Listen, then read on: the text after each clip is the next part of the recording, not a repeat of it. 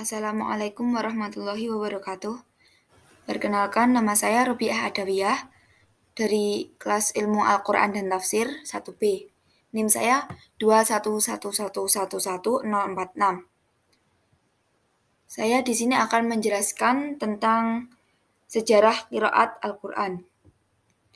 Ilmu qiraat termasuk salah satu disiplin ilmu yang sangat penting untuk dipelajari dan salah satu elemen penting dalam memahami Al-Quran, sebab hal ini berpengaruh dalam beberapa ilmu seperti linguistik, tauhid, fikih, tafsir, nahwu dan juga shorof dan disiplin ilmu lainnya. Banyak ulama yang menjabarkan penjelasan tentang qiraat. Menurut Imam Az-Zarkashi, qiraat adalah perbedaan atau cara mengucapkan lafaz-lafaz Al-Quran, baik menyangkut huruf-hurufnya atau cara pengucapan huruf-huruf tersebut, seperti takhfif yang artinya meringankan, tasqil yang artinya memberatkan, dan juga yang lainnya.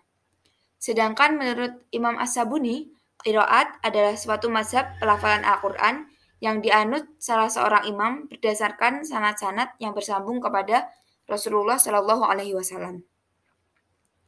Menurut Imam Az-Zarqani, qiraat adalah mazhab yang dianut oleh seorang imam qiraat yang berbeda dengan lainnya dalam pengucapan Al-Quran serta kesepakatan riwayat-riwayat dan jalur-jalurnya, baik perbedaan itu dalam pengucapan huruf-huruf ataupun bentuk lainnya. Sekarang saya akan menjelaskan sejarah perkembangan ilmu qiraat. Sebagaimana diketahui bahwa terdapat perbedaan pendapat tentang waktu mulai diturunkannya qiraat, yaitu ada yang mengatakan qiraat mulai diturunkan di Makkah bersamaan dengan turunnya Al-Quran. Ada juga yang mengatakan qiraat mulai diturunkan di Madinah sesudah peristiwa hijrah, di mana sudah mulai banyak orang yang masuk Islam dan saling berbeda ungkapan bahasa Arab dan juga dialeknya. Orang yang pertama menulis tentang ilmu qiraat tersebut adalah Abu Ubaid Al-Qasim bin Salam. Beliau telah mengumpulkan para imam qiraat dengan bacaannya masing-masing. Para tokoh lain yang turut mempelopori lahirnya ilmu qiraat adalah Abu Hatim As-Sijistani, Abu Ja'far At-Tabari, dan Ismail Al-Qadhi. Di zaman sahabat, para qori dan hufadz yang terkenal adalah Utsman bin Affan, Ali bin Abi Thalib, Ubay bin Ka'ab, Zaid bin Thabit, Ibnu Mas'ud, Abu Darda, dan juga Abu Musa al-Asy'ari. Merekalah yang dikirim oleh Khalifah Utsman ke wilayah Islam bersama Mushaf Utsmani yang telah diedarkan. Dari hasil didikan para qori zaman sahabat, muncullah pakar-pakar qiraat generasi tabi'in dan sesudahnya. Pada permulaan abad pertama Hijriah, sejumlah ulama dari kalangan tabi'in membulatkan tekad dan perhatiannya untuk menjadikan qiraat ini sebagai disiplin ilmu yang independen sebagaimana ilmu-ilmu syariat lainnya. Sehingga mereka menjadi imam dan ahli qiraat yang diikuti oleh generasi ke generasi sesudahnya. Bahkan dalam generasi tersebut terdapat banyak imam yang bermunculan dan mulai sejak ini sampai sekarang kita mengikutinya serta mempercayainya sebagai mazhab qiraat. Yang kedua, qiraah sab'ah menjadi masyhur pada permulaan abad kedua Hijriah. Orang-orang Basrah memakai qiraat Abu Amr dan Yakub, sedangkan orang-orang Kufah menggunakan qiraat Hamzah dan Asim. Orang-orang Syam menggunakan qiraat bin Amr, orang-orang Makkah menggunakan qiraat Ibnu Katsir, sedangkan orang-orang Madinah memakai qiraat Nafi. Pada abad ketiga Hijriah, qiraat ini terus berkembang hingga sampailah pada Abu Bakar Ahmad bin Musa bin Abbas bin Mujahid yang terkenal dengan panggilan Ibnu Mujahid di Baghdad.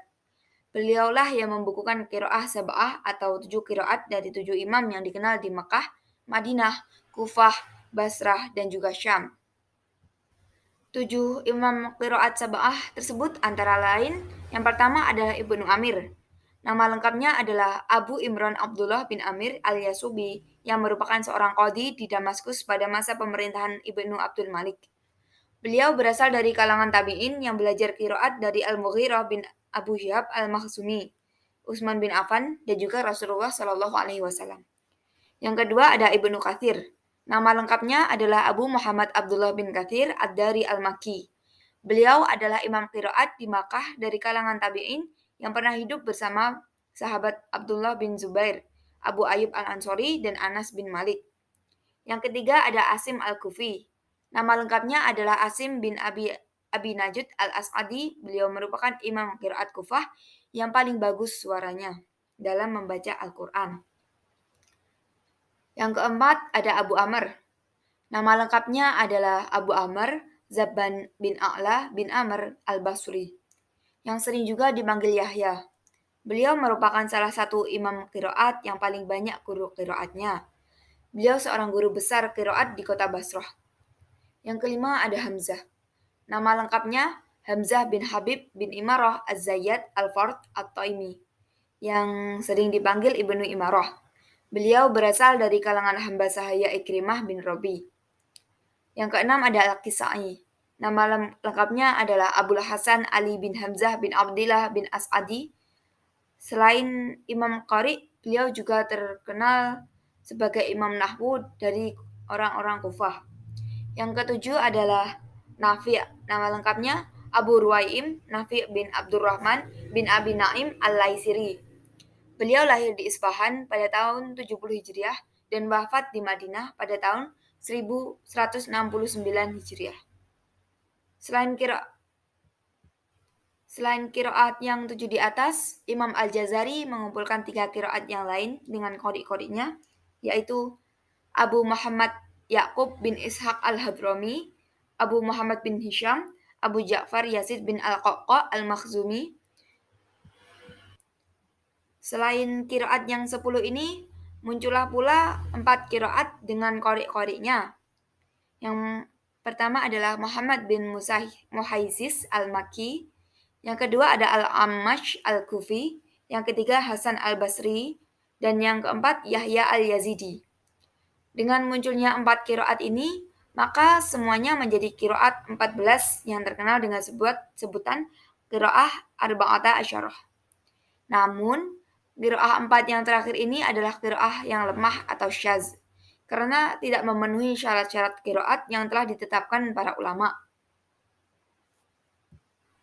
Sekarang saya akan membahas keotentikan Al-Quran jika ditilik dari segi qiraah.